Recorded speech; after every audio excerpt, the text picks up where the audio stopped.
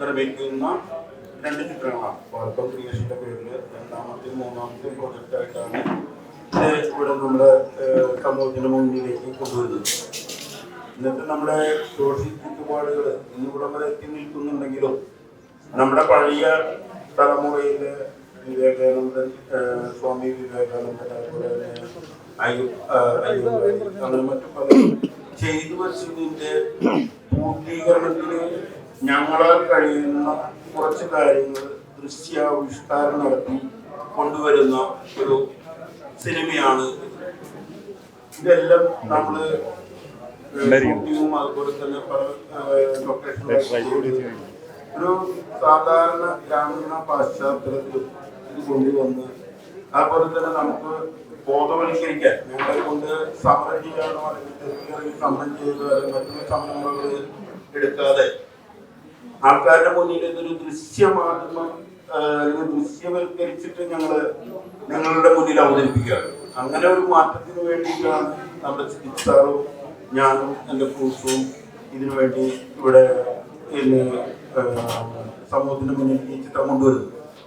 അപ്പൊ ഈ സിനിമ ഇതുവരെ നമ്മുടെ എഡിറ്റിംഗ് വരെ കഴിഞ്ഞു നിൽക്കുകയാണ്. വളരെ ദിവസങ്ങൾ, ചുരുങ്ങിയ ദിവസങ്ങൾ കൊണ്ട് തന്നെ ഇത് കംപ്ലീറ്റ് ചെയ്തുകൊണ്ട് നമ്മൾ വിചാരിക്കുന്ന തലങ്ങളിലേക്ക്, അതായത് നമ്മുടെ അവാർഡ് കാര്യങ്ങൾക്കും മറ്റുമായിട്ട് അയക്കുന്നതാണ്. അപ്പോൾ കൂടുതലൊന്നും എനിക്ക് പറയാനില്ല. ഈ സിനിമയിൽ എല്ലാം ചെയ്തു വെച്ചിട്ടുണ്ട്. ഞങ്ങളത് തന്നു. ഇത് നിങ്ങൾ കണ്ട് ഞങ്ങളെ പ്രോത്സാഹിപ്പിക്കുക. വിമർശനങ്ങളുണ്ടെങ്കിലും ആക്സെപ്റ്റ് ചെയ്ത് ഞങ്ങൾ ഇത് ഇവിടെ നിർത്താനല്ല, ഇത് ഞങ്ങളുടെ പോരായ്മകൾ തീർത്ത് വീണ്ടും ഞങ്ങൾക്ക് ഇതുപോലെയുള്ള കാര്യങ്ങൾ ചെയ്യാനും സമൂഹത്തിന് നന്മ നേരാനും ഒരു മാറ്റം സംഭവിക്കാനും വേണ്ടിയുള്ള ഒരു മീഡിയ ആയിട്ടാണ് ഞാൻ സിനിമയെ കാണുന്നത്. അതുപോലെ തന്നെയാണ് ഞങ്ങൾ പ്രവർത്തിക്കുന്നത്.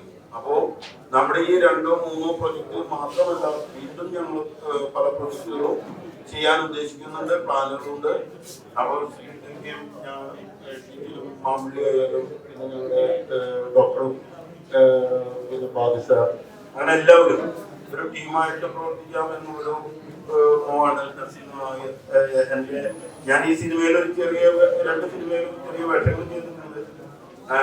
എൻ്റെ അമ്മായിയായിട്ട് അഭിനയിച്ച സിനിമ കൂടെ. അപ്പൊ അതിലും എല്ലാവരും, അതുപോലെ നമ്മുടെ കാർട്ടൂണിസ്റ്റ് ബാലചന്ദ്രൻ സാർ, പിന്നെ എല്ലാവരും പേരെടുത്ത് പറയുന്നില്ല, പിന്നെ റോയ് വക്കീല്, എൻ്റെ കൂടെ എൻ്റെ നാട്ടുകാരൻ ഷാനെ സംബന്ധിച്ച് പറയുകയാണെങ്കിൽ മമ്മൂട്ടി ദ ബെസ്റ്റ് ആക്ടർ എന്ന് പറഞ്ഞാൽ ഫസ്റ്റ് ടൈം അവാർഡ് വാങ്ങിച്ചതാണ്.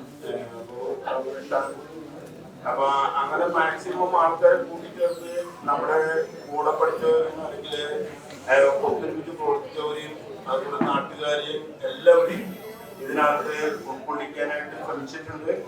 അങ്ങനെ ഒരു പ്രസ്ഥാനമായിട്ടാണ് ഞാൻ ഈ സിനിമയെ കൊണ്ടുപോകുന്നത്. അപ്പോൾ എല്ലാ സ്ഥലത്തിലും എല്ലാ ആൾക്കാർക്കും അവസരം കിട്ടാവുന്ന രീതിയിലാണ് നമ്മുടെ ആശയം നമ്മൾ മുന്നോട്ട് കൊണ്ടുപോകും. അല്ലാതെ കുറെ കലാകാരന്മാരെ മാത്രം എന്നും അവരെ മാത്രം പ്രോത്സാഹിപ്പിക്കുന്ന ഒരു വ്യവസ്ഥയിൽ നിന്ന് മാറണം എന്നാണ് എൻ്റെ ചിന്ത. ആദ്യത്തെ ചിത്രമായ പോക്കുംതലയിൽ ഞങ്ങൾ ഇത് തന്നെയാണ് ചെയ്തിരുന്നത്. നമുക്കറിയാം, ഡോക്ടർമാരുടെ മക്കളും ഡോക്ടർമാരും, വക്കീലിന്റെ മക്കളും വക്കീൽമാരും, ടീച്ചറുടെ മക്കളും ടീച്ചർമാരായി വരുന്ന കാലഘട്ടം. അപ്പൊ അതിൽ നിന്ന് പുതുതലമുറയ്ക്ക് മറ്റു കഴിവുള്ളവർക്ക് കയറി വരാനുള്ള അവസരങ്ങൾ നിഷേധിച്ചിരിക്കുക. ആ അവസരങ്ങൾ തുറന്നു കൊടുക്കാനായിട്ടുള്ള ഉണ്ടാക്കുക ഇതോടൊപ്പം ഞങ്ങളുടെ മനസ്സിലുള്ള പ്ലാനുകളാണ്. അപ്പോ ഇതേപോലെ സാമൂഹ്യ വ്യവസ്ഥയ്ക്കെതിരെ ഞങ്ങളുടെ പ്രതികരണം ദൃശ്യമാധ്യമങ്ങളിൽ കൂടിയാണ്. അത് ദൃശ്യാവിഷ്കരിച്ച് അത് ജനങ്ങളെ ബോധവാന്മാരാക്കുക എന്നുള്ള രീതിയിലേക്ക് കൊണ്ടുവരികയാണ്. അപ്പൊ അതിന് ഈ ഒരു ചെറിയ പരിപാടി ഞങ്ങൾ നടത്തുമ്പോൾ സ്ട്രോങ് സപ്പോർട്ട് ഉണ്ടാവണം എന്ന് എന്റെ മീഡിയ സുഹൃത്തുക്കളോട് എനിക്ക് പറയാനുള്ളൂ. പിന്നെ പടത്തിനെ പറ്റി നിങ്ങൾക്ക് 2 പടമാണ്. ഇതിന്റെ വളരെയധികം പ്രാധാന്യമുള്ള ഒരു കാര്യം, ഈ ഡയറക്ടർ സ്ക്രിപ്റ്റ് റൈറ്ററും കഥാകൃത്തുമായ നമ്മുടെ സാറ് ഒരു കഥാപാത്രം ഒരു ദിവസം തന്നെ 2 കഥാപാത്രങ്ങളെ ആയിട്ട് നമ്മുടെ ലൊക്കേഷനിൽ അവതരിപ്പിച്ചു എന്നുള്ളത് മാത്രമായ ഒരു കാര്യമാണ്. അത് പ്രത്യേകിച്ച് എടുത്ത് പറയണം. അത് ആ കഴിവിനെ, അത്തരം കഴിവ് എനിക്ക് തോന്നുന്നില്ല നമ്മുടെ ഫിലിം ഇൻഡസ്ട്രിയിൽ ചെയ്തിട്ടുണ്ടെന്ന്. അപ്പോൾ അത്തരം കഴിവുകൾ പ്രോത്സാഹിപ്പിക്കുകയും പ്രത്യേക പ്രതിഭകളെ കണ്ടെത്തുകയും, ഇപ്പോൾ ഞാൻ പറയാമെന്ന് വെച്ചാൽ ഞാൻ ലൊക്കേഷനിൽ ഒരു ഇത് കണ്ടത് എന്തെന്ന് വെച്ചാൽ ഓട്ടോറിക്ഷ ഓടിച്ചു വരുന്ന ഒരാളെ, ആ സമയത്ത് ഞങ്ങൾക്ക് ഒരു ഓട്ടോറിക്ഷ ആവശ്യമില്ലായിരുന്നു, ഡ്രൈവർ അദ്ദേഹത്തെ വിളിച്ച് നമ്മുടെ സിനിമയിൽ രണ്ടു വാക്ക് പറഞ്ഞ് അത് അഭിനയിച്ചു. അത് അതിഗംഭീരമായി, കാരണം ലൈഫ് കറക്റ്റായിട്ട് കൊണ്ടുവരാനായിട്ട് സാധിച്ചു. അപ്പൊ അത്തരം കഴിവുകളൊക്കെ കണ്ടെത്താനും അതുപോലെ തന്നെ പല കുടുംബങ്ങളിൽ തന്നെ പങ്കെടുപ്പിക്കാനും ഇതിനകത്ത് ശ്രമിച്ചിട്ടുണ്ട്. പല കുടുംബങ്ങളും ഇതിനകത്ത് ഒരു വീട്ടിൽ 2-3 പേര് വരെ അഭിനയിച്ച അല്ലെങ്കിൽ ഇതിന്റെ ക്രൂസായിട്ടുള്ള കാര്യങ്ങളൊക്കെ ഉണ്ട്. അങ്ങനെയുള്ള കാര്യങ്ങളൊക്കെ നമ്മുടെ ഈ സിനിമയുടെ പ്രത്യേകതകളാണ്. അപ്പൊ നിങ്ങളുടെ എല്ലാവരുടെയും സപ്പോർട്ട് ഉണ്ടാവണം. എല്ലാ ഓണാശംസകളും നേരുന്നു. ഇവിടെ നിങ്ങൾക്ക് എല്ലാവർക്കും വിവരമായ ഏർപ്പാടാക്കി എല്ലാവരും അത് കഴിച്ചിട്ടേ പോകാവൂ. എല്ലാവർക്കും നമ്മൾ വരട്ടെ എന്ന് ആശംസിച്ചുകൊണ്ട് ഞാൻ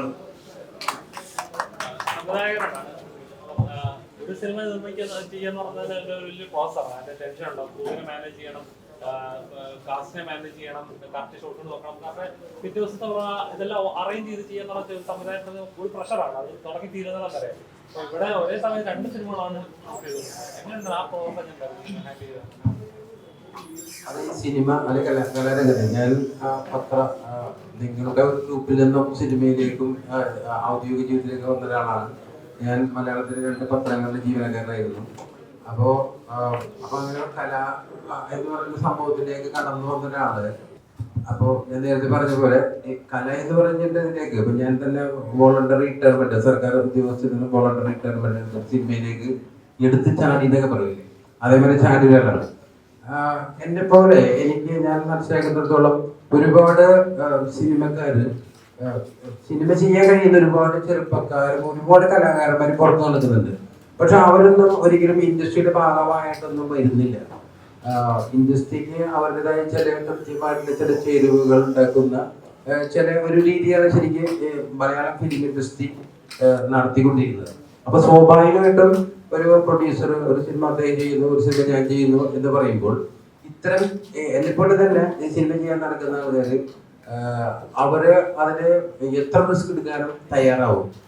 കാരണം പണ്ട് ഗോപനം പോലെ ടോംസ് പറഞ്ഞവര് ഈ ജീവിക്കാൻ വേണ്ടി മരിക്കാൻ വരെ തയ്യാറായില്ലെന്ന് പറഞ്ഞത്.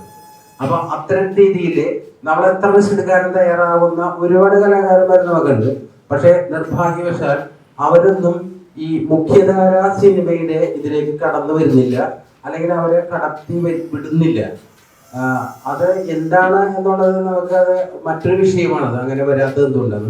ഇനി തന്നെയും രണ്ടാമത്തെ വിഭാഗം ഉദാഹരണമായിട്ട് ഇപ്പൊ എന്റെ സിനിമ ഇന്ത്യൻ മനോരമയിൽ മത്സര വിഭാഗത്തിൽ പ്രദർശിപ്പിച്ചിട്ടുള്ള സിനിമ ചെയ്ത ഒരാളാണ്. പിന്നെ എന്റെ സിനിമ ബാംഗ്ലൂർ ഇന്റർനാഷണൽ ഫെസ്റ്റിവലില് വിൻ ചെയ്ത പടമാണ്. അപ്പൊ അങ്ങനെയുള്ള സംവിധായകനായിട്ട് ഞാൻ വലിയൊരു സിനിമക്കാരനെങ്കിലും ഒരു സംവിധായകനായിട്ട് ഞാൻ നിൽക്കുമ്പോൾ എന്നെ അന്വേഷിച്ച് അടുത്തൊരു സിനിമ ചെയ്യാനായിട്ട് ജീവിതത്തില് ഒരു പ്രൊഡ്യൂസർമാർ വന്നിട്ടില്ല. അപ്പൊ അതുകൊണ്ടാണ് ഞാൻ ആദ്യം പറഞ്ഞത്, എന്നെ ആദ്യമായിട്ട് സിനിമ ചെയ്യാനായിട്ട് സമീപിച്ച അല്ലെങ്കിൽ ഒരു കഥ പറഞ്ഞപ്പോൾ അത് ചെയ്യാം, അത് അവരോട് ചെയ്യാം എന്ന് 2 സിനിമയ്ക്ക് ചെയ്യാം എന്ന് സംബന്ധിച്ച ഈ ഷാജു വല്ലപ്പൻ സാറിനോട് ആദ്യം നന്ദി പറയാൻ കാരണം അങ്ങനെ ആരും വരാറില്ല. അപ്പൊ അങ്ങനെ എന്റെ ജീവിതത്തിൽ ആദ്യമായിട്ടാണ് ഒരാൾ കടന്നു വന്നത്. അപ്പൊ അത് ആ ഒരു റിസ്ക് നമ്മൾ ഏറ്റെടുത്തുകൊണ്ടാണ് നമ്മൾ ഈ സിനിമ മുമ്പോട്ട് പോയത്. എന്തായാലും ചോദിച്ച പോലെ ഒരു സിനിമ തന്നെ വലിയ ബുദ്ധിമുട്ടാണ്. 2 സിനിമ അത്രയൊക്കെയാണ്, അതിന്റെ ഇരട്ടി ബുദ്ധിമുട്ടായിരിക്കുമല്ലോ. പക്ഷെ അതൊക്കെ ചെയ്യാൻ പറ്റുന്ന സിനിമയെ സ്നേഹിക്കുന്ന ഒരുപാട് ആൾക്കാരുള്ള ഒരു നാട്ടിലാണ് നമ്മൾ ജീവിക്കുന്നതെന്ന് പറയാൻ വേണ്ടിയാണ് ഞാൻ പറഞ്ഞത്. പിആർഒ-ആയിട്ട് നമുക്കറിയാം, ഒരു ആക്ടറായിട്ട് നമ്മളിത് ശരിക്കും കാണാൻ പോവാണ് സ്ക്രീനിൽ. പേടിയുണ്ടോ, എക്സൈറ്റഡ് ആണോ? പേടിയില്ല, എക്സൈറ്റഡ് ആണ്. കാര്യം പിആർഒ ആയിട്ട് ചെയ്തവൻ ആ പ്രൊഫഷൻ ഈ കണ്ടിന്യൂ ചെയ്ത് പോകും. കാര്യം ദൈവം അനുഗ്രഹിച്ചാൽ പിആർഒ തന്നെ എൻ്റെ പ്രൊഫഷൻ, അതിൽ മാറ്റമൊന്നുമില്ല. ജേർണലിസം കഴിഞ്ഞു ഫിലിം മേഖലയിലേക്ക് വന്നപ്പോൾ എഴുത്തിലേക്കായി, ചാനലിലേക്കായി, അങ്ങനെ പ്രൊമോഷൻ ആങ്കറിംഗ് ഒക്കെ ചെയ്തു. ആ മേഖല തൊട്ടു. പക്ഷെ അഭിനേതാവുന്ന രീതിയിലൊരു സമാന്തര ചിത്രം, ഓഫ് ബീറ്റ് മൂവിയിൽ ഇങ്ങനെ ഒരു ക്യാരക്ടർ കിട്ടിയപ്പോൾ അത് നന്നായി എൻജോയ് ചെയ്യാൻ പറ്റി, നന്നായി ചെയ്യാൻ പറ്റി എന്നാണ് എൻ്റെ വിശ്വാസം. ഇനി കണ്ടിരുന്നവർ പറയട്ടെ, എഡിറ്ററും ഡിഒപിയും ഒക്കെ ഉണ്ട്, എല്ലാവരും ഉണ്ട് ഒരുപാട്. അപ്പം ഇനി ചെയ്ത ചിത്രങ്ങളും ഇറങ്ങാനുണ്ട്. പക്ഷെ അതൊന്നും ഇത്ര ഡെപ്തുള്ള ക്യാരക്ടറൊന്നും അല്ല ഞാൻ ചെയ്തിരിക്കുന്നത്. ഈ ക്യാരക്ടർ എന്നെ ഏൽപ്പിച്ച് ഇത് ഷാജുമാലപ്പ മാഷിനോടും സിദ്ദീഖാറിന് എത്ര നന്ദി പറയാൻ പറ്റില്ല. കാര്യം നന്ദി പറഞ്ഞാൽ തീരില്ല. അപ്പൊ അതുപോലെ കഥാപാത്രം ഇനി എന്റെ ജീവിതത്തിൽ കിട്ടുമെന്നും എനിക്ക് പ്രതീക്ഷയില്ല. മെയിൻ കാര്യം ഈ നമ്മുടെ ഏരിയ വെച്ച് നായിക കഥാപാത്രം ഇനി ആരും പിടിച്ചിട്ടല്ലേ ആ ഒരു പ്രായമൊക്കെ നമ്മൾ കഴിഞ്ഞെന്ന് തോന്നുന്നു. എങ്കിലും തന്നെ ഇതുപോലെ കഥാപാത്രം ആർക്കാണ് കഥാപാത്രം ചെയ്യാൻ താല്പര്യമില്ല? ഏത് ചെറിയ വേഷങ്ങൾ ചെയ്യുന്ന ആൾക്കൊരു മുഴുനീള വേഷം ചെയ്യാൻ താല്പര്യം ഉണ്ടാവും, ടാലന്റ് ഉള്ളവരുണ്ടാവും. പക്ഷെ എന്നോട് ഒരു ചോദിച്ചു, അതെപ്പോഴും ഒരു ഓർമ്മ വന്നു, ഈ കലാകാരനെ എവിടെ വെച്ചിരിക്കുകയായിരുന്നു, ഒന്ന് പുറത്തെടുത്ത് ഇപ്പോഴാണ് പുറത്തിട്ട് വന്നേ ചോദിച്ചു. ശരിക്കും പറഞ്ഞാൽ അതൊക്കെ ഭയങ്കര നമ്മുടെ അതിന്റെ ചിന്തയിലാകുന്ന ഒരു സംഭവമാണ്. ഭയങ്കര പ്രശംസനീയമായ ഏടാണ്. അപ്പം ഇനിയും കഥാപാത്രങ്ങൾ കിട്ടിയാൽ ചെയ്യും. പക്ഷെ ഒരിക്കലും ഉപേക്ഷിക്കില്ല. ഈ കാര്യം അത് നമ്മുടെ ചോറാണ്, അന്നമാണ് ജീവിക്കണം. പിന്നെ നടന്നതിന് ഒരുപാട് നടന്മാരും നടിമാരും നമ്മളവരെയൊക്കെ പ്രൊമോട്ട് ചെയ്യാറുണ്ട്. നമുക്കറിയാം അവരൊക്കെ എങ്ങനെ എവിടെ നിൽക്കും, മലയാള സിനിമയെ നിൽക്കത്തക്ക രീതി വലിയ പാഠം അറിയാമല്ലോ. പിന്നെ കിട്ടുന്ന കഥാപാത്രം ചെയ്യാവുന്നേ ഉള്ളൂ അതിന്റെ കൂടെ. അതിനു വേണ്ടി നമ്മൾ വിഷമിച്ച് കൂടെ നടക്കാറില്ല. ഞാൻ ഹോംവർക്ക് ചെയ്യും, കിട്ടുന്ന കഥാപാത്രങ്ങൾ ഏതാണെന്ന് നോക്കാറുണ്ട്. ഓക്കെ, നേരത്തെ പറഞ്ഞു മുടക്ക് മുതൽ തിരിച്ചു കിട്ടാൻ, അതായത് മുടക്കിയ മുതൽ തിരിച്ചു കിട്ടാൻ സാധ്യത കുറവുള്ള സിനിമയാണ്, എന്നിട്ടും ഭയങ്കര സന്തോഷത്തോടെ ഏറ്റെടുത്തു എന്ന് പറഞ്ഞു. അതാണ് കൺവിൻസ് ചെയ്യുന്ന സമയത്തും ആ ഒരു ബോധ്യം ഉണ്ടായിരുന്നു. ഞാന് അതിനകത്ത് ആദ്യമായിട്ട് പോകുന്ന പറയുമ്പോൾ ഞാനൊരു സോഷ്യൽ വർക്കില് താല്പര്യമുള്ളൊരു വ്യക്തി. എൻ്റെ പ്രവർത്തികൾ കണ്ടു കഴിഞ്ഞാൽ അത് നിങ്ങൾക്ക് മനസ്സിലാക്കാൻ പറ്റുമെന്ന് വിചാരിക്കുന്നു. അപ്പോൾ ഞാൻ തിരിച്ചു കിട്ടും, സാമ്പത്തിക നേട്ടം മാത്രം ഞാൻ ഒന്നിനും നോക്കാറില്ല. സാമ്പത്തികം ഇറക്കി അത് തിരിച്ചു പിടിക്കുക എന്നുള്ളത് എൻ്റെ ബിസിനസ്സിന് മാത്രമേ. ഇത് ഞാൻ ഒരു കലയായിട്ടാണ്. അപ്പോൾ ഈ കലാപരമായിട്ട് കാര്യങ്ങൾ ചെയ്യുമ്പോൾ നമുക്ക് തിരിച്ചു കിട്ടണമെന്നില്ല. നമ്മൾ മറ്റുള്ള അല്ലെങ്കിൽ സമൂഹത്തിന് വേണ്ടി ഒരു നന്മ ചെയ്യുമ്പോൾ അല്ലെങ്കിൽ ഒരു നമുക്ക് നല്ലൊരു കാര്യമായിട്ട് ചെയ്ത് തോന്നുമ്പോൾ അത് ചെയ്യുമ്പോൾ അതിന് തിരിച്ചെന്തെങ്കിലും കിട്ടുമെന്നുള്ള പ്രതീക്ഷയിൽ ഞാൻ ഒന്നും ചെയ്തിട്ടില്ല. എൻ്റെ പ്രവർത്തനങ്ങൾ കണ്ടാൽ നിങ്ങൾക്കത് മനസ്സിലാവും. അപ്പോൾ അത്തരത്തിൽ ഞാൻ പറഞ്ഞു കഴിഞ്ഞപ്പോൾ എല്ലാവരും സിനിമയിൽ പണം മുടക്കി പണം കൊയ്യുക എന്നുള്ള ചിന്താഗതിയിലാണ് സിനിമ പിടിക്കുന്നത്. എനിക്ക് അങ്ങനെ വലിയ മോഹങ്ങളൊന്നുമില്ല. എന്നെ സംബന്ധിച്ചിടത്തോളം എൻ്റെ ആശയങ്ങൾ അദ്ദേഹം കഥ പറഞ്ഞു കഴിഞ്ഞപ്പോൾ എനിക്ക് മനസ്സിലായി. അപ്പൊ എന്നോടൊത്ത് പോകുന്ന എൻ്റെ സമൂഹത്തിന് അല്ലെങ്കിൽ എൻ്റെ നാട്ടുകാർക്ക് എൻ്റെ കൂടെ നിൽക്കുന്നവർക്ക് നന്മയുണ്ടാവുന്ന ഒരു കാര്യമായിട്ടാണ് എനിക്ക് തോന്നുന്നത്. അപ്പൊ അതുകൊണ്ട് ഞാനിത് ഏറ്റെടുത്തു. ഇതിൽ സാമ്പത്തിക ലാഭം പ്രതീക്ഷിച്ചിട്ടില്ല, അന്നും ഇന്നും എന്നും. അങ്ങനെയാണ് ഞാൻ ഈ പടത്തിനെ കൊണ്ടുവരുന്നത്. ഞങ്ങൾ ഈ ഒരു പ്രൊജക്ട് ചെയ്യാൻ ഉദ്ദേശിക്കുന്നുണ്ട്, അത് സാമ്പത്തിക ലാഭം ഉദ്ദേശിച്ചത് തന്നെയാണ്. അത് ഞങ്ങൾ ഒരു ടീം വർക്ക് ഇപ്പം നടന്നുകൊണ്ടിരിക്കുന്നതിൻ്റെ കൂടെ സിദ്ദിഖായിട്ട് നമ്മൾ പല ഫോർമുലകളും പല ഐഡിയാസും സംസാരിച്ചുകൊണ്ടിരിക്കുകയാണ്. ഇത് കഴിഞ്ഞാലും ഞങ്ങളിപ്പോൾ ഫിലിം പ്രൊഡ്യൂസേഴ്സ് അസോസിയേഷൻ ഇപ്പോൾ അറിയാലോ, ഇപ്പോൾ എല്ലാം ഭയങ്കര വിപ്ലവകരമായിട്ട് സംസ്ഥാനത്ത് നടന്നുകൊണ്ടിരിക്കും. ആ സമയത്ത് നമ്മൾ ഇതിൽ സ്ഥിരാംഗത്വമായി, അതുപോലെ ചേംബറിലെ സ്ഥിരാംഗത്വം, അങ്ങനെയൊക്കെ എല്ലാ ഇതിലും നമ്മൾ എത്തിക്കഴിഞ്ഞിരിക്കുന്നു. പിന്നെ എന്നെ സംബന്ധിച്ച് ഞാൻ എൻ്റെ പഠനകാലത്തൊന്നും എനിക്കിങ്ങനെ നടക്കാനുള്ള അവസരങ്ങളൊന്നും ഉണ്ടായിട്ടില്ല. ആഗ്രഹങ്ങളൊക്കെ ഉണ്ട്, പക്ഷെ നടക്കാവുന്ന ഒരു സാഹചര്യം ആയിരുന്നില്ല. അപ്പോൾ ഇപ്പോൾ ഒരു അവസരം കിട്ടിയപ്പോൾ ഞാൻ അഭിനയിക്കാനും കൂടി ഒന്ന് ട്രൈ ചെയ്ത് നോക്കി. അപ്പോൾ ശരിക്കും പറഞ്ഞു 25% ഓക്കെ, നെക്സ്റ്റ് 30% ഓക്കെ. അങ്ങനെ പറഞ്ഞപ്പോൾ മോട്ടിവേഷൻ തന്ന് എന്നെ എൻ്റെ മുഖം വെള്ളിത്തിരയിൽ ഒരുമാതിരി കാട്ടിക്കൂട്ടിയിട്ടുണ്ട്. ഇനി പടം ഇറങ്ങുമ്പോൾ എന്നുള്ളത് നോക്കുക, വിലയിരുത്തുക. നല്ലതായാലും പൊട്ടയായാലും ഉൾക്കൊള്ളാൻ തയ്യാറാണ്. ഈ ഇതിലുണ്ടാവുന്ന മാറ്റങ്ങൾ ഞങ്ങളുടെ അടുത്ത പ്രൊജക്റ്റിൽ ഞങ്ങളത് തിരുത്താനും തയ്യാറാണ്, ചെയ്യും എന്നുള്ള വിശ്വാസത്തോടെ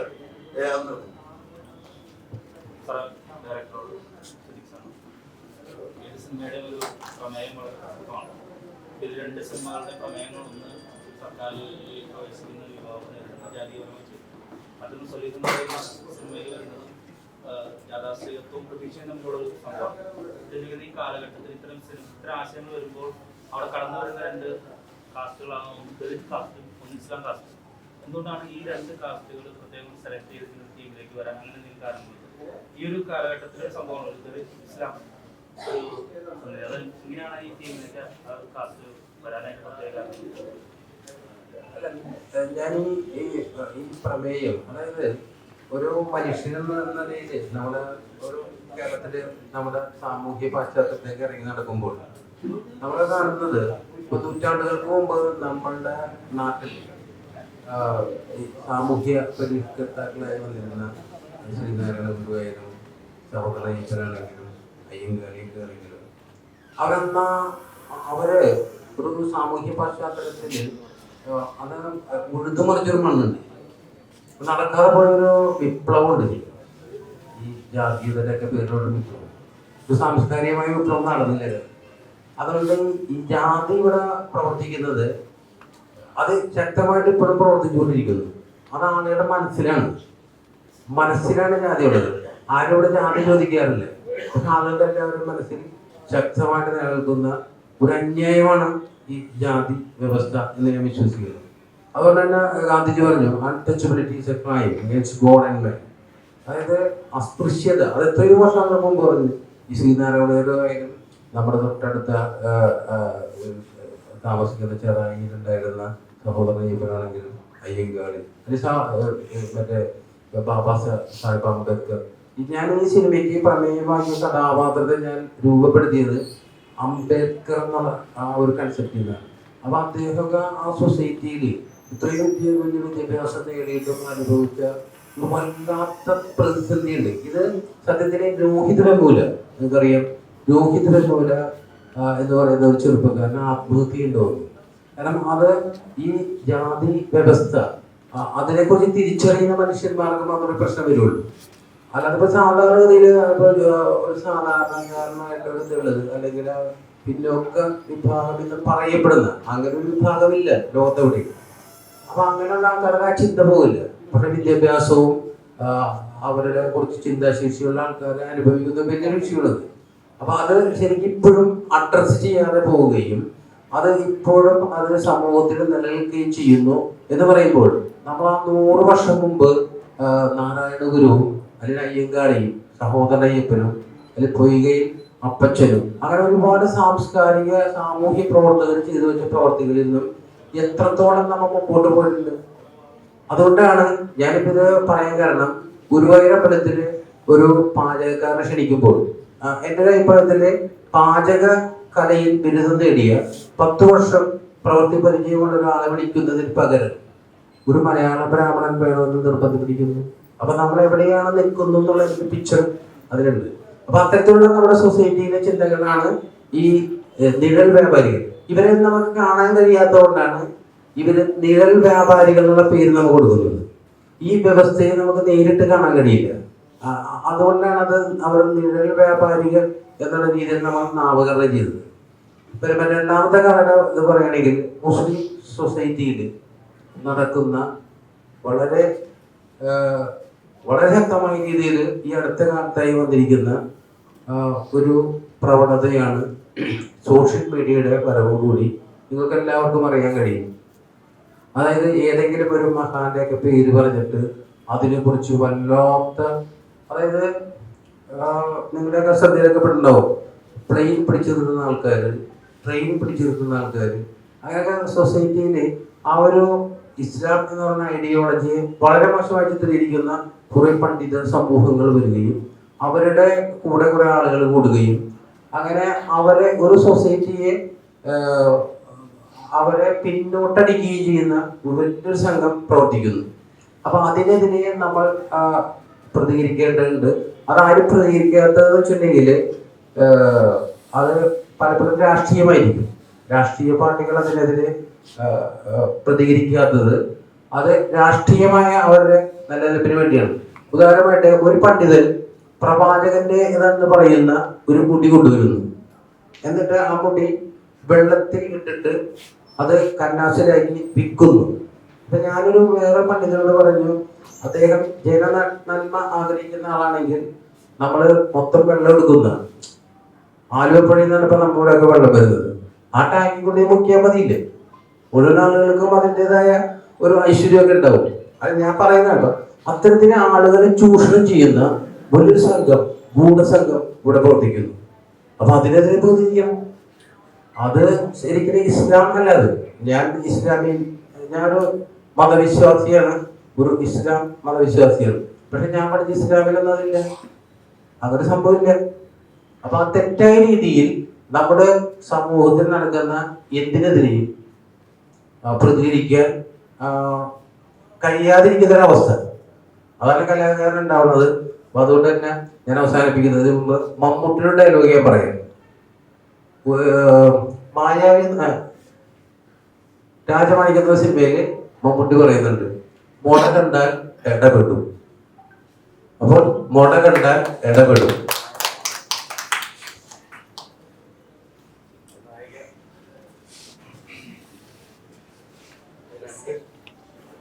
രണ്ട് കഥാപാത്രങ്ങളെ ഒരേ ദിവസം അഭിനയിപ്പിച്ച് അത് നല്ല രീതിയിൽ ഔട്ട് കിട്ടിയെന്ന് സംവിധായകൻ അടക്കം പറയുന്നു. അപ്പൊ അതിനുവേണ്ടി എന്തൊക്കെ തയ്യാറെടുപ്പ് നടത്തി? ആക്ച്വലി തയ്യാറെടുപ്പ് അതിന് വേണ്ടിയിട്ടുള്ള ഒരു ടൈം എനിക്ക് തന്നിട്ടില്ല. സാറിന്റെ രീതി എന്ന് പറയുന്നത് മോർണിംഗ് നമ്മൾ വരും, സാർ കഥ എഴുതുന്നു. So he'll give me that whatever he had written and he'll tell by heart.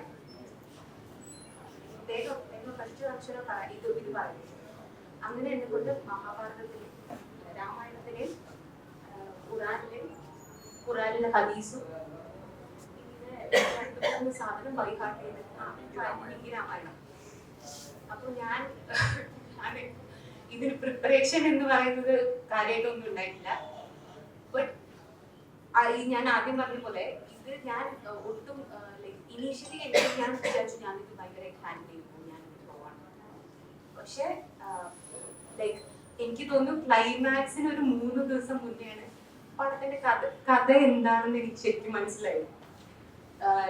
How socially relevant the topic was. ആ ഒരു കാര്യം ഞാൻ മനസ്സിലാക്കുന്നത് ആക്ച്വലി പടം ഏകദേശം കഴിയാറായപ്പോഴാണ്. പിന്നെ 2 ക്യാരക്ടർ എന്ന് പറയുമ്പോൾ രണ്ടും എക്സ്ട്രീംലി ഡിഫറെന്റ് ആയിട്ടുള്ളതാണ്. ഒരാൾ വളരെ പാവം, അതായത് ഒട്ടും പ്രതികരണ ശേഷി ഉണ്ടെങ്കിൽ കൂടി എന്താ പറയാ, അവരെ സ്വന്തമായി എക്സ്പ്രസ് ചെയ്യാൻ പോലും പറ്റാത്ത ഒരു സ്ത്രീയും, എങ്കിലും നമ്മൾ ഒരു ഫുള്ളി എക്സ്പ്രസീവ് അല്ലെങ്കിൽ ഒരു ഫുള്ളി ഫ്രീഡം കൊടുത്ത ഒരു സ്ത്രീയും തമ്മിലുള്ള അന്തരം എങ്ങനെയായിരുന്നു. ആ 2 ക്യാരക്ടറാണ് ഞാൻ പ്ലേ ചെയ്ത 2 ക്യാരക്ടർ. സോ എനിക്ക് തോന്നുന്നു ഒരു ക്യാരക്ടർ ഞാൻ തീർച്ചയായും ഞാൻ എന്താ റിലേറ്റ് ഞാൻ കംപ്ലീറ്റ്ലി ഫ്രീഡം ഉള്ള ഒരാളാണ്. കംപ്ലീറ്റ്ലി ഞാൻ പറയുന്നില്ല, ബിക്കോസ് ഇപ്പൊ നമ്മള് സാർ പറഞ്ഞ പോലെ നമുക്ക് എപ്പോഴും ഒരു കടിഞ്ഞാണ് നമ്മള് ചുറ്റിലും ഉണ്ട്, അത് സ്ത്രീ എന്നുള്ള പേരിലും ഉണ്ട് നമുക്ക്. സോ അത് നമുക്ക് വിടാം. കംപ്ലീറ്റ്ലി എന്നുള്ള ഇതിനേക്കാളും ഞാൻ ഡെഫിനിഷൻ കൊടുക്കുന്ന ഒരു ഫ്രീഡം എനിക്ക്. അപ്പോ ഞാൻ അതിനെ ഇപ്പൊ സാർ പറഞ്ഞ പോലെ ഒരു ഹ്യൂമൻ, അതായത് ഒരു മനുഷ്യൻ എന്നുള്ള രീതിയിൽ മാത്രമേ ഞാൻ ആ കഥയെ അപ്രോച്ച് ചെയ്തിട്ടുള്ളൂ. ഹൗ എന്നെ ഇപ്പോ ആ സിറ്റുവേഷനിൽ, അങ്ങനെ ഒരു സിറ്റുവേഷനിൽ ഇട്ട് കഴിഞ്ഞാൽ ഞാൻ എങ്ങനെയായിരിക്കും, അല്ലെങ്കിൽ എനിക്ക് ആ സ്ത്രീയുമായിട്ട് എത്രത്തോളം റിലേറ്റ് ചെയ്യാൻ പറ്റും. അതായിരുന്നു എന്റെ ഹോംവർക്ക്. അതിനേക്കാളും കൂടുതലൊന്നും ഞാൻ കൂടുതലായിട്ട് ആ ക്യാരക്ടറിനെ കുറിച്ച് ചിന്തിച്ചിട്ടില്ല.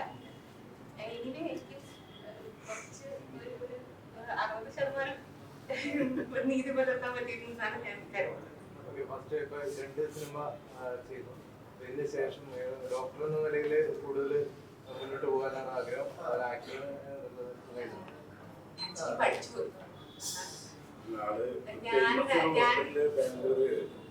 ഞാനൊരു സ്പെഷ്യലിസ്റ്റ് ഡോക്ടറാണ്, ഞാൻ അനസ്തീഷ്യ ഡോക്ടറാണ്. ടൈമില്ല, അതിന്റെ ഇടയില് ഈ കലയോടുള്ള താല്പര്യം കൊണ്ടാണ് കൂടുതലും ഇവിടെ എത്തുന്നത്. നല്ല വർക്കുകൾ വരട്ടെ എന്ന് ഞാൻ ആഗ്രഹിക്കുന്നു. ഇതുപോലെ എക്സ്പ്ലോർ ചെയ്യാൻ പറ്റുന്ന പറ്റിയ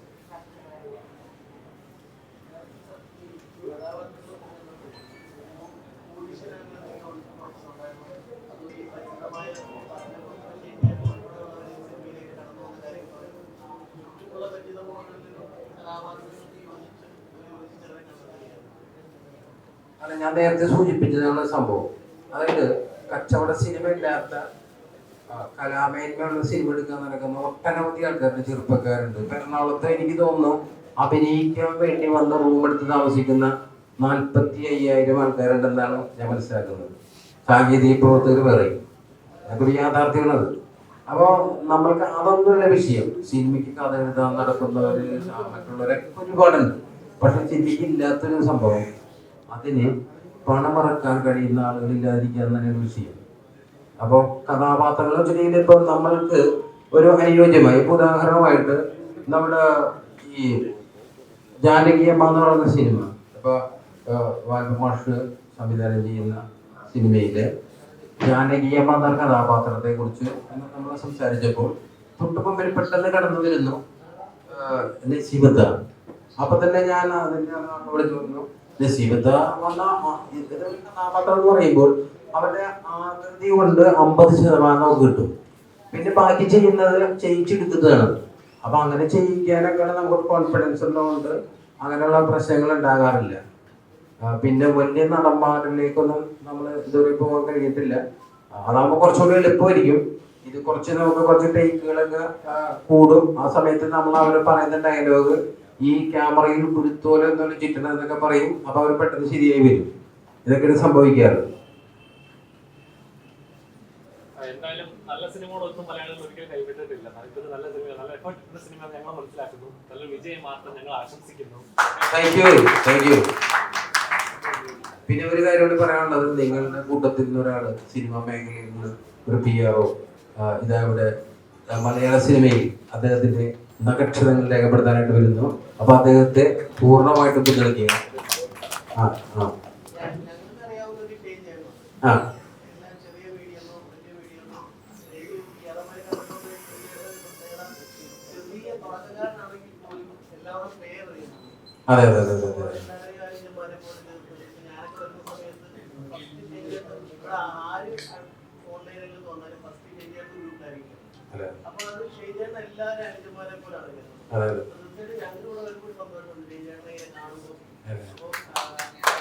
അതെ. അദ്ദേഹത്തിന് എനിക്ക് ഒട്ടും ആത്മവിശ്വാസ കുറവുണ്ടായിരുന്നില്ല. ഞാൻ അദ്ദേഹത്തെ ഈ കഥാപാത്രം ചെയ്യാനായിട്ട് ഞങ്ങൾ ഒരുപാട് ആൾക്കാരോട് പുള്ളി പറഞ്ഞ പോലെ പോയി. അവസാനം ഞാൻ പറഞ്ഞു നിങ്ങൾ തന്നെ ചെയ്യണം. പക്ഷെ അപ്പൊ പുള്ളി പറഞ്ഞത് പ്രധാന നായക കഥാപാത്രമല്ലേ, അങ്ങനെ പുള്ളി അവിടെ ചെയ്യുന്നു. പക്ഷെ പുള്ളി പറഞ്ഞ പോലെ ഞാൻ ഓരോ സീൻ എടുക്കുമ്പോൾ പുള്ളിയോട് പറഞ്ഞു, നിങ്ങൾ ആ പാട്ട് കേട്ടുകൊണ്ടിരിക്കേണ്ടത് നിങ്ങളുടെ കാതുകൾ അടച്ചു വയ്ക്കുക, നിങ്ങളുടെ ഹൃദയം കൊണ്ട് കേട്ടാൽ കറക്റ്റ് ആവുമെന്ന് പറഞ്ഞു. അദ്ദേഹം ആ പാട്ട് കഴിഞ്ഞപ്പോൾ നമ്മൾ ഒരു സിംഗിൾ ടേക്കിലാണ് ആ സാധനം പോകുന്നത്. അതായത് കണ്ണീരിന് ഇങ്ങനെ കണ്ണീര് വരുന്നുണ്ടായിരുന്നു. അപ്പൊ തന്നെ എനിക്ക് മനസ്സിലായി ഇയാളാണ് പുലിയാണ്, ഇയാളുടെ നക്ഷത്രങ്ങൾ മലയാള സിനിമയിൽ വരുന്നു. അപ്പൊ എന്തായാലും പുള്ളി നിങ്ങൾക്ക് ഒരു മുതൽക്കൂട്ടായിരിക്കും, ആ കാര്യത്തിൽ സംശയമില്ല. അപ്പൊ പുള്ളിയെ നിങ്ങൾ കഴിയുന്നത്ര പ്രൊമോട്ട് ചെയ്യുക. കാരണം ഒരിക്കലും നിങ്ങൾക്ക് അതിൽ ചിന്തിക്കേണ്ടി വരില്ല. കാരണം അദ്ദേഹം നല്ല പ്രകടനമാണ് ഇത് കാഴ്ചവെച്ചിരിക്കുന്നത്.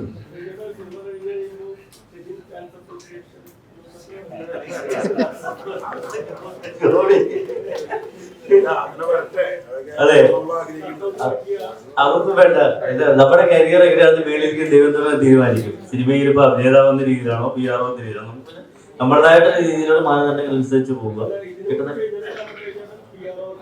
അതെ പാടില്ല, ആങ്കർ പാടത്തില്ല, ഇല്ലാത്ത കഴിച്ചിട്ട്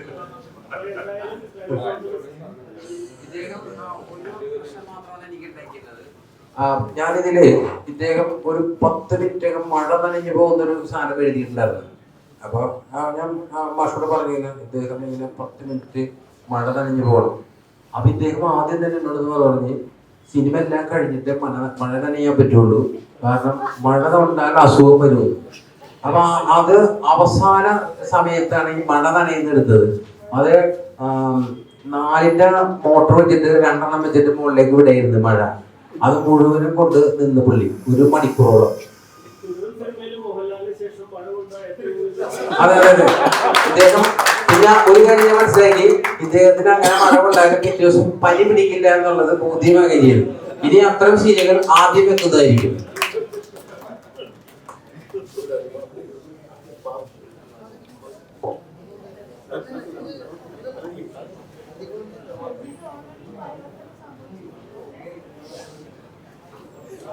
നമസ്കാരം. ഞാനിതിലെ 2 കഥാപാത്രമായിട്ടാണ് അഭിനയിച്ചിരിക്കുന്നത്. ഒന്നൊരു മുക്കുവന്റെ കഥാപാത്രം, അതുപോലെ തന്നെ ഒരു വക്കീലിന്റെ കഥാപാത്രം.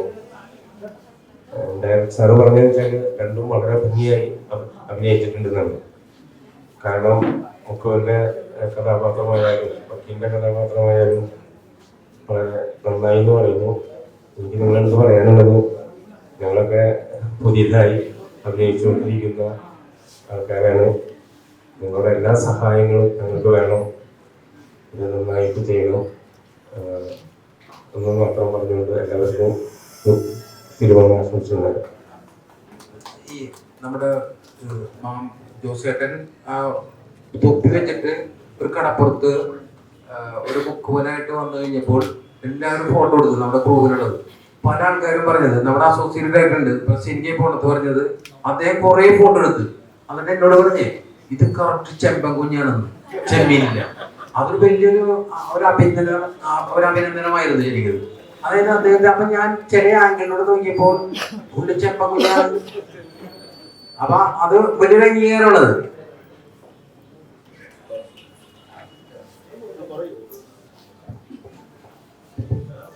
ചോദ്യങ്ങളും ഇല്ലാതെ തന്നെ പറഞ്ഞു.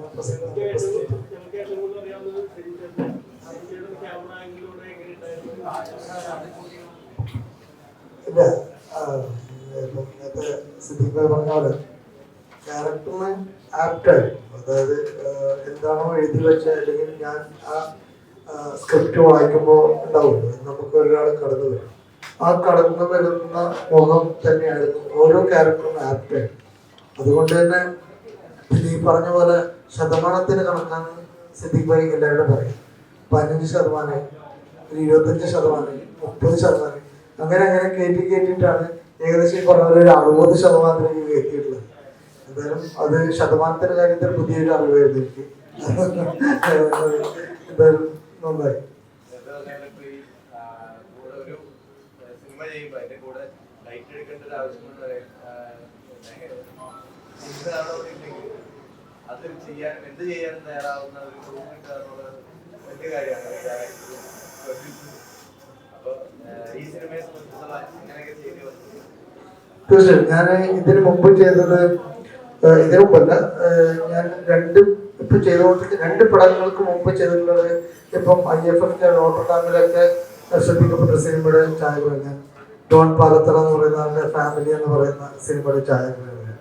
അപ്പം ആ സിനിമയ്ക്ക് നമുക്ക് നല്ല ക്രൂ ഉണ്ടായിരുന്നു, നല്ല യൂണിറ്റും വലിയ യൂണിറ്റും കാര്യങ്ങളൊക്കെ ഉണ്ടായിരുന്നു. പക്ഷെ എന്നിട്ട് പോലും ചില ആൾക്കാർ നമ്മുടെ ലൈറ്റൊക്കെ കിട്ടുമ്പോൾ ഞാൻ പോയിട്ട് ആളെ പിടിക്കും, അല്ലെങ്കിൽ ഞാൻ അവരെ ഇങ്ങനെ പൊക്കിയെടുത്ത് ഇപ്പുറം വെച്ചിട്ട് കൊടുക്കുക. അത് എന്താ പറയുക, ഞാൻ തുടക്കം മുതൽ എൻ്റെ ഒരു ഇതാണ്, ഞാൻ നോക്കി നിൽക്കില്ല. ഒരാളിപ്പം ചെയ്യുന്നെങ്കിൽ അദ്ദേഹം ചെയ്യട്ടെ, അല്ലെങ്കിൽ അവർ ചെയ്യട്ടെ എന്നുള്ള ഒരു അങ്ങനെ ചെയ്യാൻ പറ്റൂല എനിക്ക്. ഞാൻ അതുകൊണ്ടാണ് അറിയാം. അപ്പം ഇവിടെ ക്രൂ വളരെ ചെറുതായിരുന്നു, ഒരു 2-3 ആൾക്കാർ മാത്രമേ ഉണ്ടായിട്ടുള്ളൂ.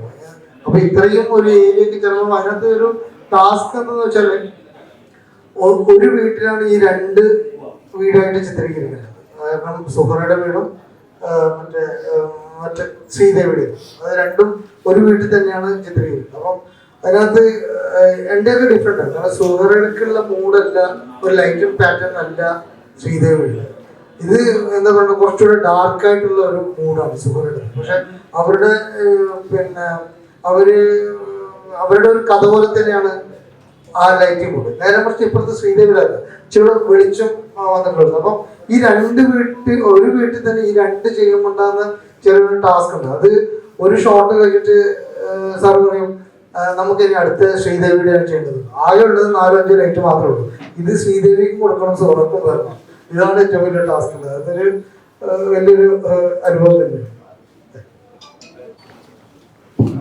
നമ്മള് ഇതിപ്പോ ഈ സിനിമ പ്രധാനമായിട്ടും ഞങ്ങള് ഫെസ്റ്റിവലുകൾക്ക്, ഇന്റർനാഷണൽ ഫെസ്റ്റിവലുകൾക്കായിരിക്കും ആദ്യം എൻട്രി കഴിഞ്ഞാൽ അതൊക്കെ കിട്ടുക എന്നതൊക്കെ നിങ്ങളുടെയും ഷെജിന്റെയും മലപ്പുറം മാഷയും ഡോക്ടർ ബാജിമാരി പ്രിവ്യൂ ഷോ ഞങ്ങള് വെക്കും. അടുത്ത മാസം നമ്മൾ പ്രിവ്യൂ ഷോക്ക് വെക്കും. പിന്നെ നമ്മളിപ്പോ IFFK ഇത് പ്രിന്റ് അടിക്കുന്നതിന് വേണ്ടിയുള്ള തയ്യാറെടുപ്പുകളാണ് ഉള്ളത്. അതിനുശേഷം നമ്മള് വനിതയിൽ ഇതിന്റെ പ്രിവ്യൂ ഷോ വെക്കും. ഞങ്ങളെല്ലാ മാധ്യമ സുഹൃത്തുക്കളെയും ആദ്യം തന്നെ നമ്മൾ ക്ഷണിക്കുകയാണ്, ഇപ്പോൾ തന്നെ ക്ഷണിക്കുകയാണ്. അപ്പോൾ ഈ നിങ്ങളുടെ സുഹൃത്ത്, നിങ്ങളുടെ സഹോദരൻ PRO ഷിജിൻ ഭായി ഫുൾ സ്ക്രീനിൽ കാണാൻ നിങ്ങളെ ഏവരെയും ആർദവമായി ക്ഷണിക്കുന്നു, അല്ലെ? ക്ഷണിക്കുന്നു. എന്തായാലും വളരെയധികം നന്ദിയുണ്ട്. മീഡിയ സുഹൃത്തുക്കൾ നേരത്തെ പറഞ്ഞ പോലെ പുസ്തകം പറഞ്ഞ പോലെ തന്നെ അന്യൻ ആയിട്ട് തന്നെ കണ്ടിട്ടുള്ളൂ, സുഹൃത്തുക്കളായിട്ടും അന്യനായിട്ടും ഒക്കെ കണ്ടിരിക്കില്ല മീഡിയക്കാർ. അപ്പൊ നിങ്ങളുടെയൊക്കെ സപ്പോർട്ട് നമ്മുടെ ഈ ചെറിയ ചിത്രത്തിന് ഉണ്ടാകുക. ഇനി ചെസ്ക്യൂലിനൊക്കെ മത്സരിക്കാൻ പോവുകയാണ്. എല്ലാവരും പ്രാർത്ഥനയും ഉണ്ടാകണം, അല്ലെ? നിരവധി കാര്യം ഇതിന്റെ പ്രമേയം വെച്ചും ഇതിന്റെ എന്താ പറയാ സംവിധാനം ഉപയോഗിച്ചും ഒക്കെ ഇതിനകത്ത് ഏതെങ്കിലും ഒരു കാറ്റഗറിയിലൊക്കെ അവാർഡ് മത്സരിക്കുമ്പോൾ തിരഞ്ഞെടുക്കപ്പെടും കേട്ടില്ലെന്ന് ആത്മവിശ്വാസവും ഉണ്ട്. ഈ ഒരു ചിത്രം നല്ല ലെവലിലെത്തും. അതിനുശേഷം നമ്മൾ തിയേറ്ററിലേക്ക് റിലീസ് ഇപ്പൊ പ്രിവ്യൂ വെക്കും. അത് കൂടാതെ പ്രിവ്യൂസ് കൂടാതെ നമ്മൾ തിയേറ്റർ റിലീസായതിനു ശേഷം ഉദ്ദേശിക്കും ഈ 2 ചിത്രങ്ങൾ റിലീസാവും. പ്രത്യേകിച്ച് ഈ ഒരു ഇന്നത്തെ കാലത്ത് നിർമ്മാതാവ് കടന്നു വരിക എന്ന് പറഞ്ഞാൽ ചെറിയ കാര്യമല്ല. പലപ്പോഴും എനിക്ക് പോത്തും തല എന്ന ചിത്രത്തിലൂടെയാണ് അവർക്ക് PR വർക്ക് ചെയ്തപ്പോൾ പരിചയമാണ്. പക്ഷെ അദ്ദേഹത്തോട് ഈ കഥ പറഞ്ഞപ്പോൾ ഒരു സമാന്തര ഓഫീറ്റ് മൂവി എന്നോ ഒരു കൊമേഴ്സ്യൽ മൂവി എന്നോ വേർതിരിവില്ല. ഈ ഒരു കഥ നമുക്ക് ചെയ്യാവുന്ന രീതിയിൽ തന്നെ സംസാരിച്ചു വന്നല്ലോ. അത് തന്നെ ഏറ്റവും വലിയ കാര്യമാണ്. കാര്യം ഇപ്പോഴത്തെ പ്രൊഡ്യൂസേഴ്സ് നമുക്കറിയാലോ, ആദ്യം എന്ത് ലാഭം കിട്ടും, എന്ത് സാറ്റലൈറ്റ് ബിസിനസ് നടക്കും, എന്ത് OTT നടക്കും, എത്ര രൂപ ലാഭം കിട്ടും, ആ ഒരു രീതിയിൽ ആദ്യം ഒരു നിഗമനം അവർ നടത്തും. പക്ഷേ ഈ ചിത്രത്തെക്കുറിച്ച് ഒരു മുൻവിധിയും ഇല്ലാതെ ഈ കഥ കേട്ടപ്പോൾ തന്നെ അവാർഡ് വിന്നിങ് ആയിട്ട് കടന്നു വരാതെ നിർമ്മാതാവില്ലാതെ ഒരു കലയും നടക്കില്ല മലയാള സിനിമയിൽ, അല്ലേ? ആ ഒരു കലി അദ്ദേഹത്തിന് കൊടുക്കണം. കാര്യം ഇതിലേക്ക് പുള്ളി കടന്നു വന്നു. അത് മാത്രമല്ല നല്ലൊരു ഡയറക്ട് ചെയ്യാൻ നിന്നു. ഇത് നല്ല കഥാപാത്രങ്ങൾ 2 ചിത്രത്തിലും ഇദ്ദേഹം ചെയ്തു. അത് വളരെ നല്ല കാര്യമാണ്. പിന്നെ ഏതൊരു ആളെ അഭിനയിപ്പിച്ചെടുക്കുന്ന ഒരു കരവരുന്നുണ്ട് സിദ്ദീഖ് ബാബു എന്ന സംവിധായകൻ, അത് വേറൊരു കരവരുന്നതാണ്. എല്ലാ സമന്വയങ്ങളും ഒത്തുവന്നു. അതുപോലെ DOP നിരവധി ചിത്രങ്ങൾ നമ്മൾ കണ്ടിട്ടുണ്ട്. അദ്ദേഹത്തിന്റെ മായിക വെടിത്തിരയിൽ എത്തിക്കുന്ന അദ്ദേഹമാണ്. അതുപോലെ തന്നെ ഡോക്ടറുടെ വേഷം, പിന്നെ ജോസ് മാമണി, എല്ലാവരും വലിയൊരു സാമൂഹിക മാറ്റത്തിന്റെ ഒരു ഭാഗമായിട്ടാണ് ഈ സിനിമ മുന്നോട്ട് പോകുന്നത്. ഞങ്ങള് ഒരു വിവാദവും ഇതിനകത്ത് പ്രതീക്ഷിക്കുന്നു. പല മതപരമായിട്ടുള്ള കാര്യങ്ങളാണ്. അപ്പോൾ പലരും പല രീതിയിലുള്ള കാഴ്ചപ്പാടുള്ള ആൾക്കാരുണ്ടാവും. അപ്പൊ ഞങ്ങളെ എതിർക്കാനും വിമർശിക്കാനും ഒരുപാട് പേരുണ്ടാവും എന്നുള്ളൊരു മുൻവിധി ഞങ്ങൾക്കുണ്ട്. നല്ലതായിട്ട് കാണുന്ന മാധ്യമപ്രവർത്തകര് ഞങ്ങളുടെ പടം കാണുകയും അതിനെ വിലയിരുത്തുകയും അതുപോലെ ഞങ്ങൾക്ക് എതിരെ വരാൻ ചാൻസുള്ള എന്തെങ്കിലും എതിർപ്പുകളുണ്ടെങ്കിൽ ഞങ്ങളോടൊപ്പം ഉണ്ടാവണമെന്നും നല്ലതിന് നല്ലത് മാത്രമായിട്ട് പറഞ്ഞാൽ മതി. അതല്ലാതെ ഞങ്ങൾ തെറ്റായി ചിത്രീകരിക്കേണ്ട തെറ്റെന്ന് തന്നെ പറയാം. അപ്പോൾ ഞങ്ങളുടെ കഥ മുന്നോട്ട് പോകുന്നത് ഞങ്ങൾ നേരത്തെ പറഞ്ഞല്ലോ, ഞങ്ങൾക്ക് റോട്ടിലിറങ്ങിയോ തെരുവിലിറങ്ങിയോ സമരം ചെയ്യാൻ പറ്റില്ല. ഈ ദൃശ്യവൽക്കരിച്ച് ഞങ്ങൾ സമൂഹത്തിലൊരു മാറ്റം ഉണ്ടാക്കാനാണ് ശ്രമിക്കുന്നത്. അപ്പോൾ അതിനെതിരെ മത്സരിക്കുമ്പോൾ അല്ലെങ്കിൽ ഞങ്ങൾ പ്രവർത്തിക്കുമ്പോൾ ഞങ്ങളുടെ ഒപ്പം നിങ്ങളും ഉണ്ടാവണമെന്ന് ആശംസിക്കുകയാണ്. ഓണാശംസകൾ നേരുകയാണ്. ഒരു കാര്യം കൂടി നിങ്ങൾ ശ്രദ്ധിച്ചില്ലെന്നറിയില്ല, സാധാരണഗതിയിൽ നമ്മുടെ സിനിമയുടെ പോസ്റ്ററിൽ ആദ്യം വരുന്ന ക്രെഡിറ്റ് ഡയറക്റ്റ് ആയിരിക്കില്ലേ? നിങ്ങളത് ശ്രദ്ധിച്ചോ എന്ന് എനിക്കറിയില്ല. അതിന് വരുന്നത് പ്രൊഡ്യൂസറാണ് വരുന്നത്. കാരണം ഒരു സിനിമയ്ക്ക് പ്രധാനമായിട്ട് രവീന്ദ്രനാഥൻ നായരെ കുറിച്ച് ഞാൻ പറഞ്ഞു. രവി മുതലാളി, കൊല്ലത്തുകാരൻ, ജനറൽ പർച്ചേസ്, അടൂർ ഗോപാലകൃഷ്ണന്റെ എരിപ്പത്തായം, മുഖാമുഖം, അനന്തരം, വിധേയൻ തുടങ്ങിയ മിക്കവാറും എല്ലാ പടങ്ങളും, കാഞ്ചനസീത പോലുള്ള ജി അരവിന്ദന്റെ കാഞ്ചനസീത, തമ്പ്, കുമ്മാട്ടി, പിന്നെ അങ്ങനെ ആ സിനിമകൾ, അരവിന്ദന്റെ സിനിമകളിലൊക്കെ നിർമ്മിച്ച രവി മുതലാളി, അടൂർ ഗോപാലകൃഷ്ണനെ പോലെയും അരവിന്ദനെ പോലെയും ജനങ്ങൾ അറിയപ്പെടുന്നവരായില്ല. അതൊരു മാറ്റം വരുന്നതിന് വേണ്ടി ആണ് ഒരു കലാഹൃദയമുള്ള ഇദ്ദേഹത്തോട് ഞാൻ പറഞ്ഞു, നിങ്ങൾ സിനിമ സംവിധാനം ചെയ്യണം. അപ്പൊ അങ്ങനെ കടന്നു വരണം. അപ്പൊ രവി മുതലാളി 2023 കൂടി മരിച്ചിരുന്നു. അപ്പോൾ അദ്ദേഹത്തിന്റെ ഓർമ്മയ്ക്ക് മുമ്പിൽ ഈ പേര് മാറ്റം സമർപ്പിക്കുന്നു. ആദ്യം പ്രൊഡ്യൂസർ, പിന്നീട് ഡയറക്ടർ. ഒരു കാര്യം കൂടി എനിക്ക് പറയാനുണ്ട്. കാരണം നമ്മുടെ ഷൂട്ട് കഴിഞ്ഞിട്ട് പോകുമ്പോൾ വാലപ്പൻ സാറ് എല്ലാവരോടും ബായി പറഞ്ഞിട്ടാ പോവാ. ഒരാളെ വിളിച്ച് കെട്ടിപ്പിടിച്ചിട്ട് നാളെ കാണാമെന്ന് പറഞ്ഞിട്ടാ പോവാ. തിരിച്ച് രാവിലെ വരുമ്പോഴും അതുപോലെ തന്നെയാണ് എല്ലാവരുടെയും കെട്ടിപ്പിടിച്ചിട്ടാണ് ഗുഡ് മോർണിംഗും കാര്യങ്ങളൊക്കെ പറയുക. ഈ സിനിമ മാത്രമല്ല, ഇനി അങ്ങോട്ടുള്ള സിനിമകൾ, വലിയ വലിയ സിനിമകൾ എടുക്കുമ്പോഴും അതേ സ്വഭാവം തന്നെ ഉണ്ടാവണം എന്നാണ് നമ്മുടെ എന്നാണ് നമ്മളിപ്പോഴുള്ളവരൊക്കെ എന്താ പറയുക. അല്ലാണ്ട് ഡയറക്ടറോട് മാത്രം അല്ലെങ്കിൽ DOP-യോട് മാത്രം ഗുഡ് മോർണിംഗ് പറയാണ്ട് എല്ലാവരും ഇപ്പോൾ ചെയ്ത പോലെ തന്നെ എല്ലാവരും കെട്ടിപ്പിടിച്ച് ചേർത്ത് പിടിച്ചുകൊണ്ട് തന്നെ പിന്നെ ഹസ്തദാനം ചെയ്യണമെന്ന് മാത്രം പറഞ്ഞു. Thank you sir.